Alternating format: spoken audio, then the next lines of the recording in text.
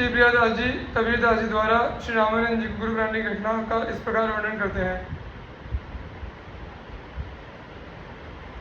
अति ही गंभीर मति सरस कबीर हियो, लियो भक्ति भाव जाति पाति सब टालिए, भई नव बानी देह तिलक रमानी, करो करो गुरु रामानंद गरे माल माल धारिये, देखे नहीं मुख मेरो मानी के मलेच्छ मुको, जात नाहन गंगा कही मग तन डारिये, रजनी के शेष में आवेश सो चलत आप, अरे पग राम कहे मंत्र सो विचारिये, किन्हीं वही बात माला तिलक बनाएगा, मानी उत्पात माता सोर कियो भारिये, पहुँची पुकार रामानंद जी के पास, आनी कही को पूछे तुम नाम ले उचारिये, लियावो जू पकड़ी वाको कब हम शुशकियो, ल्याय करी पर्दा में पूछी कही डारिये, राम नाम मंत्र यही लिखो सब तंत्रनी में, खोली पट मिले साचो मत पुर धारिये।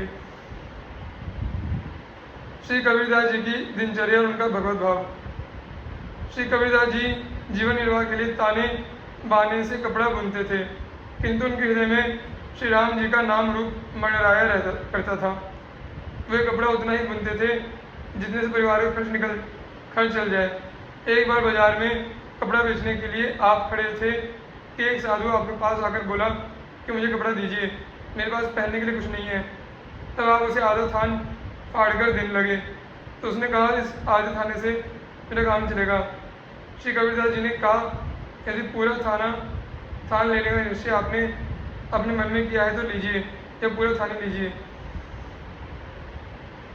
श्री कबीरदास के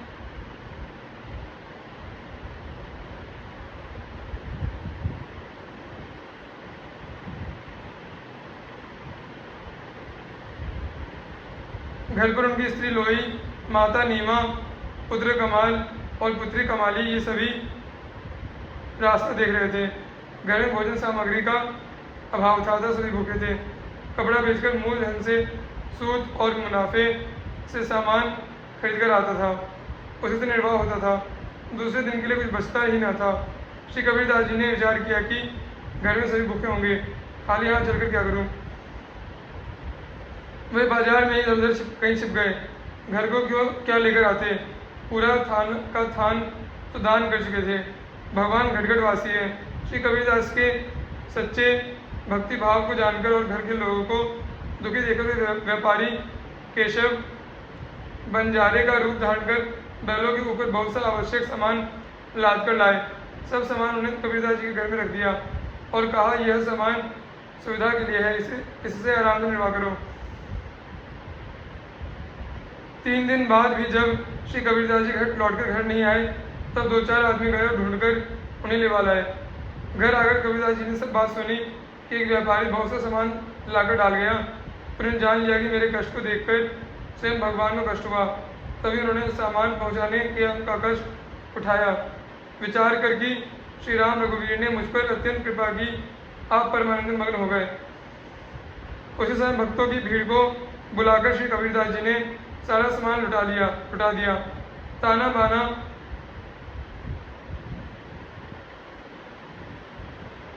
कपड़ा बुनना सब आपने छोड़ दिया। हृदय में आनंद की बाढ़ आ गई। यह सुनकर ब्राह्मणों का धैर्य छूट गया। वे क्रोधित होकर दौड़ते हुए कबीरदास जी के यहाँ आए और बोले, क्यों रे जुलाहे, तूने इतना धन पाया और हम लोगों को नहीं बुलाया। शूद्रों को बुलाकर सब धन उन्हें दे दिया। या तो हमें भी धन दो, नहीं तो यहाँ से बाहर भाग जाओ। श्री कबीरदास जी ने कहा, अब मेरे घर में तो कुछ भी नहीं है, आप लोग घर में घुसकर देख लीजिए। यदि आप नहीं मानते हैं तो यहीं बैठे, मैं मंडी में जाता हूँ, कुछ मिलेगा तो लाकर दे दूंगा। यह कहकर श्री कबीरदास जी ने बड़ी कठिनाई से अपना पीछे छुड़ाया और मंडी में जाकर छिप गए। इस प्रकार उन्होंने संकट को टाला। इसी समय भगवान श्री कबीरदास जी का रूप धारण कर के आए और बहुत सा धन लाए। उन्होंने आदरपूर्वक ब्राह्मणों को धन देकर उनका समाधान किया। वे लोग धन लेकर बड़े सुखी हुए। इस प्रकार भगवान ने अपनी भक्ति की उज्ज्वल कीर्ति को संपूर्ण जगत में प्रकाशित किया। श्री प्रियदास जी ने कबीरदास जी की आजीविका और भगवत भक्ति का वर्णन अपने कवित्व में इस प्रकार किया है। बीने तानो बानो हिये राम मड रानो, कही कैसे के बखानो, वह रीति कछु न्यारिये। उतनो ही करे जामे तल निर्वाह होए, भोए गई औरे बात भक्ति लागी प्यारिये। थारे मंडी मांझ पट बेचने ले जन को आयो मोको, देहु दे मेरी है उघारिये। लग्यो देन आदो फारी, आदे सो न काम होत, दियो सब लियो जोपे यह उड़धारिये। तिया सुत मात मग देखे भूखे आवे कब, दबी रहे हाटा नी में ल्यावे कहा धाम को। साचो भक्ति भाव जानी निपट सुजान वे तो, कृपा के निधान गृह सोच पर्यो श्याम को। बारद ले धाये दिन 3 यो बिताए, जब आए घरे डारी दही दही हो आराम को। माता करे सोर ओ हाकिम मरोरी, बांधे डारो बिन जाने सुत लेत नहीं दाम को। गए जन दोए 4 ढूंढी के लेवाए ले आए, आए घर सुनी बात जानी प्रभु पीर को। रहे सुख पाए कृपा करी रघु राय, दही छिन्न में लुटाए सब बोली भक्त भीर को। दियो छोड़ी तानो बानो सुख सरसानो, ये रोष धाये सुनी विप्र तजी धीर को। क्यों रे तू जुलाहे धन पाए न बुलाए हमें, शुद्रनी को दियो जावो कहे यो कबीर को। क्यों जू उठी जाऊं कछु चोरी धन लियाऊं, निज हरिगुण गाऊं को राह मैं न मारी है। उन्हीं को ले मान कियो जाही मैं अमान भयो, दयो जो पे जाए हमें तो ही तो जियारी है। घर में तो नाही मंडी जाही तुम रहो बैठे, नीठी के छुटायो पैड़ो छिपे व्याधि टारी है। आए प्रभु आप द्रव्य लाए समाधान कियो, लियो सुख होए भक्त की रति उजारी है। कबीरदास जी के जीवन के कुछ चमत्कार। ब्राह्मणों को संतुष्ट करके भगवान ने ब्राह्मण का रूप धारण किया और वहां पहुंचे जहां श्री कबीरदास जी छिपकर बैठे थे। भगवान ने श्री कबीरदास जी से कहा, तू यहाँ पे पड़ा हुआ भूखों क्यों मरता है? श्री कबीरदास जी के घर पर जा, जो भी कोई वहाँ जाता है उसे वे 2.5 सेर अन्न देते हैं, इसलिए अब तू देर मत कर, वहीं चला जा, जल्दी से जा। श्री कबीरदास जी घर को आए और समाचार देख सुनकर प्रेमानंद में पूर्ण रूप से मग्न हो गए।